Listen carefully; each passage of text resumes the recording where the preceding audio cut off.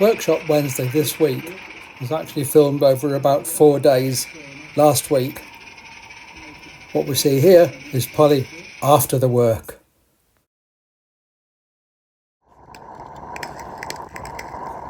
The most obvious problem came to light here when Polly had been failing to raise steam for a good 10 minutes. Looking at the sight glass in the cab, I could see that the boiler water was really quite disgusting. So, there was a boiler washout, which I left in situ overnight. With all the loose bits removed, coupling chains, lamps, cylinder covers, and the lovely Great Western pattern safety valve cover, the first job was to set to taking the gas tank out. This had also been causing a problem, and I knew that there was water in there, so I wanted to get it completely dry. Here I am taking off the nuts that hold the gas tank in situ, turning the loco over once again, disconnecting the feed to the burner, and then removing the tank. You may ask yourself, how does water get into a gas tank? Well, cheap gas tends to have a high proportion of water within it. It's designed for use in camping stoves, blowtorches and lamps, etc. and is not designed to be used with the can inverted. Once the can is inverted to fill the gas tank, the water drops to the bottom and can be pushed into the tank. Eventually this causes a problem as the liquefied gas turns into gaseous gas. It freezes the water that's in there. It gets very, very cold. So I've taken the gas tank out. I've removed the filler valve. Well, here I am removing the filler valve. Everything's going into this little ancient St Bruno tobacco tin to be kept safe until I put the loco back together. Using the compressor from an airbrush, I blow the tank clear and then put that to one side to dry overnight.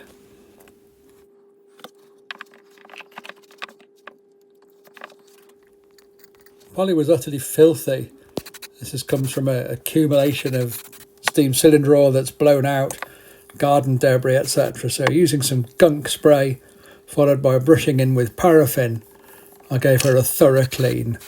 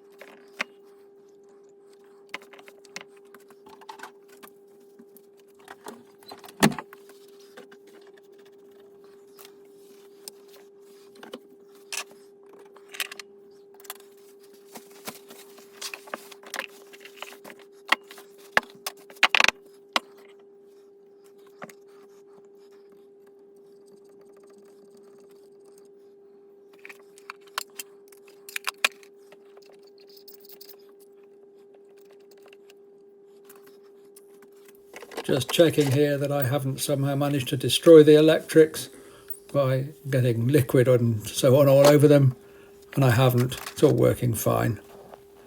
I hadn't realised till watching this video playback that my very powerful torch emits quite a bit of UV light, which is entertaining to watch here as the spray lights up.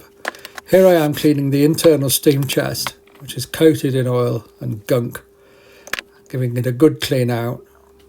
First of all with a bit of cloth, there's probably an old sock involved somewhere, a visual inspection to make sure that nothing's come adrift, And then it's the ancient toothbrush. Actually, it's a brand new toothbrush, but bought for this purpose only.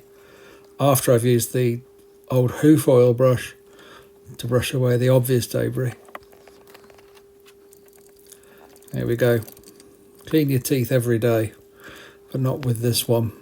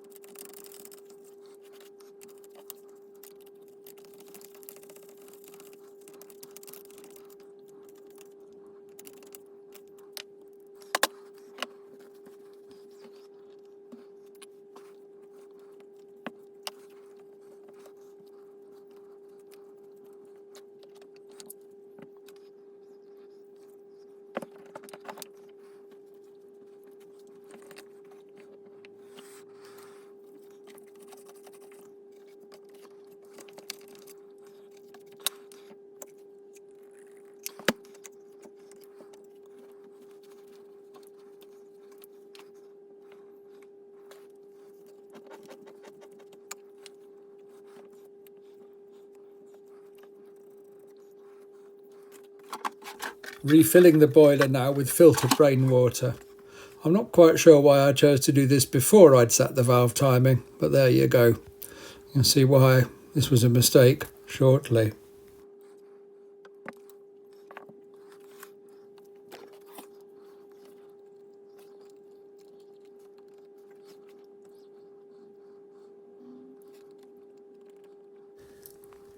Giving the loco a thorough clean allowed me to see the datum marks on the piston valves, and I could see it was the right hand one that was completely out of sync. This is what I needed to address, and that's what this next section of video shows me doing.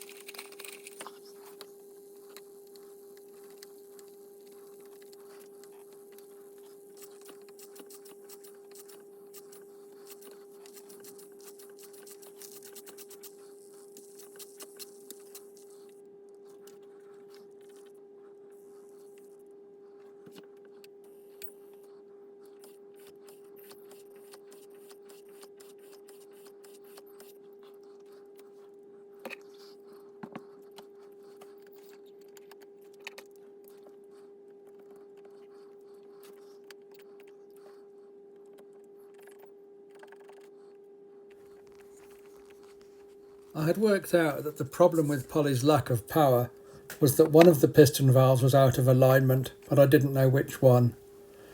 Cleaning the loco thoroughly, as I am here, allowed me to find out which one it is, and it is the right.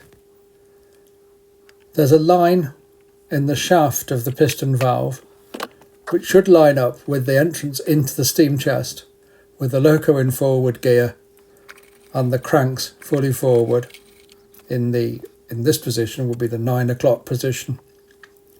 This is the left side, so checking the datum mark there, making sure everything's lined up, and that one's fine. So it must be the right, and that's what I have to address.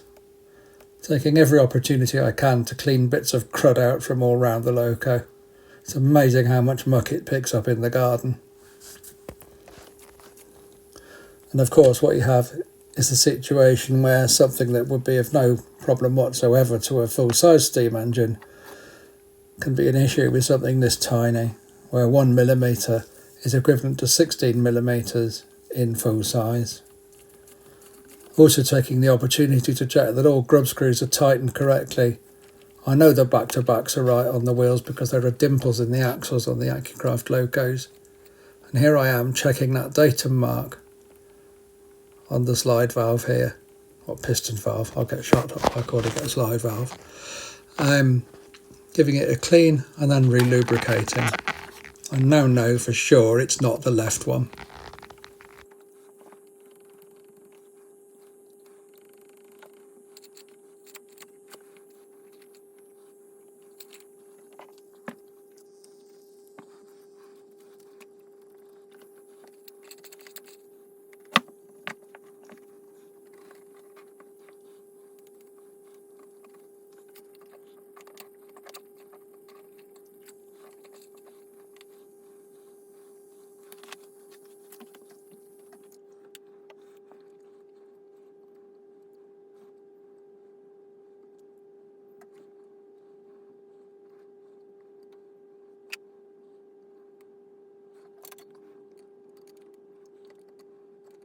And sure enough, it's the right. The loco has been chuffing very unevenly, so rather than getting a nice clean even beat of chuff chuff chuff chuff chuff chuff chuff chuff, I was getting chuff chuff chuff chuff chuff chuff. Sounded like a 3-cylinder engine with one cylinder completely missing.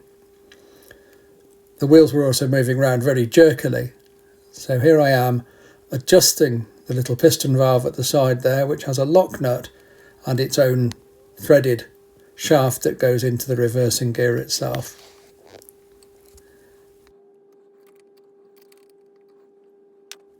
A quick close-up here, and you can see the piston valve there.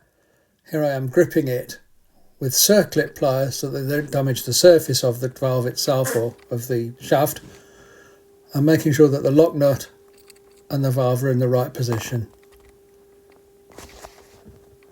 It took a fair bit of fiddling and jiggling around with a 4mm span of the circlip pliers and moving the wheels backwards and forwards to get the cranks in exactly the right position. This is why, as you'll see in a couple of moments, it was a mistake to fill the boiler. The moving of the wheels pumps water into the cylinders rather than steam, because the loco is on its side, and that obviously puts it into the exhaust pipe in the chimney. So I lubricate the loco, make sure everything's moving nicely, and then I'm going to turn it round and turn it upside down, at which point there will be a big gush of water from the chimney. Thankfully I have a pile of these puppy pads, and they do a very good job keeping the water away from the worktop itself.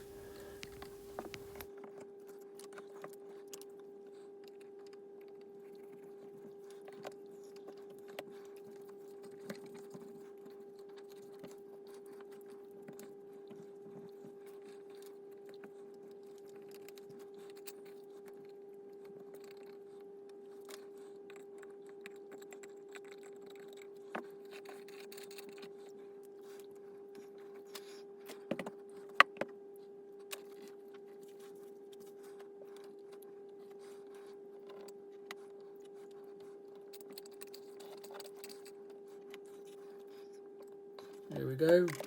3, 2, 1, turn, flood.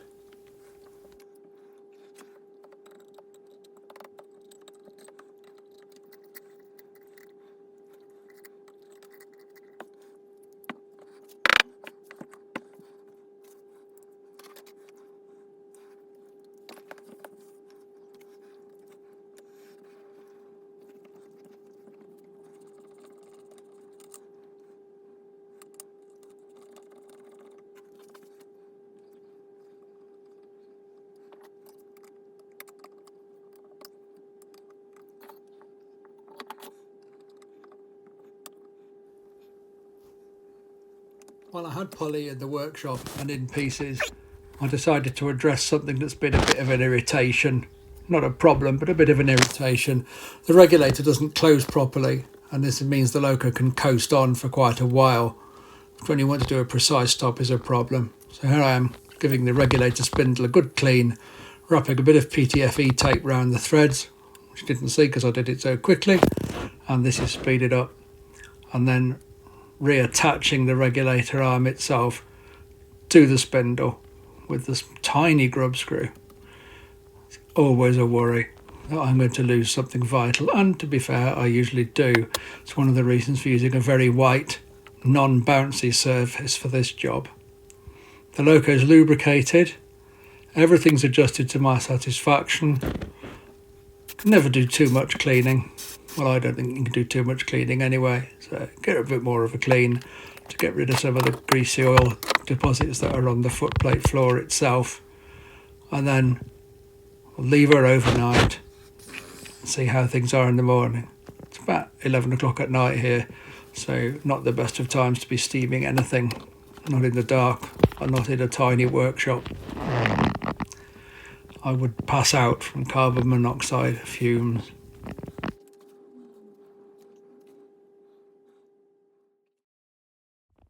And now it's the following morning.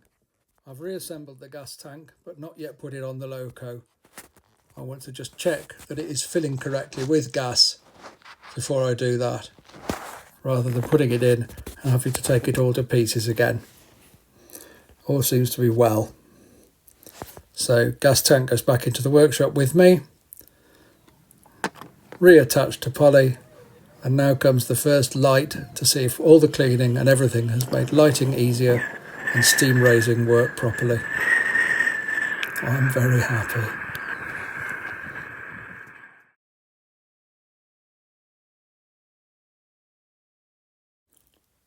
It takes around 9 minutes for the boiler to reach full pressure. That's why this section and many of the previous ones have been sped up. It's coming up very nicely, very cleanly, and any moment now I hope the safety valve is going to lift, and then it'll be time for a bit of testing on the blocks before line testing.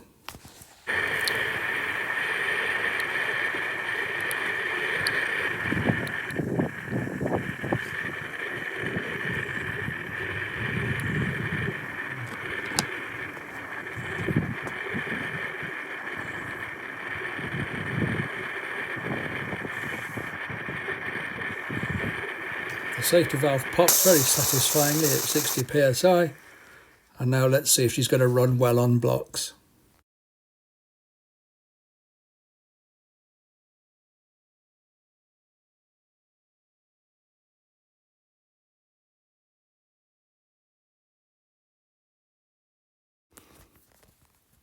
A bit of toing and froing with the reverser here and the regulator fully open, just to clear the cylinders and the steam lines of condensation.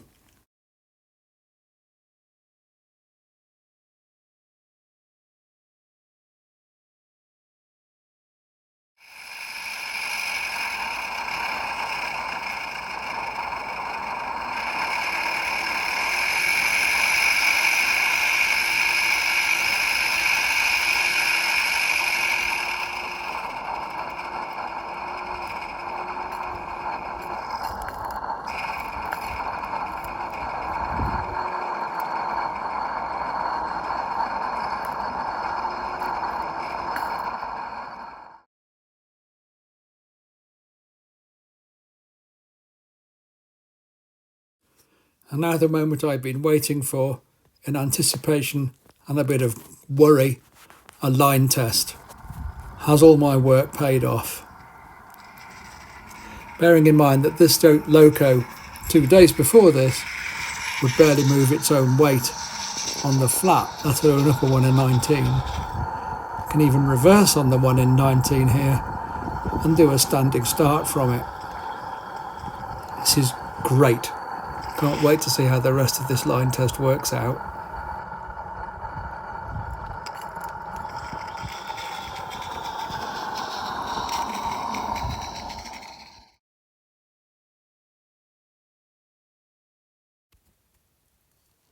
Clockwise circuits on the Nibelung line.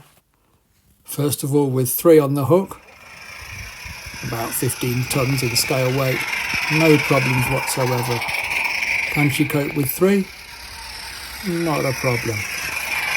I just wonder whether we could manage 6.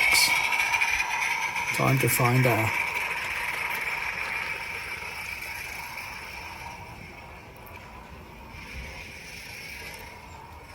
Now we have 6 on the hook, bit of a charge at the incline there, and once again, up without a problem. Beautifully controllable, and back to the poly I knew was lurking underneath that loco somewhere. No more threats of the gas axe.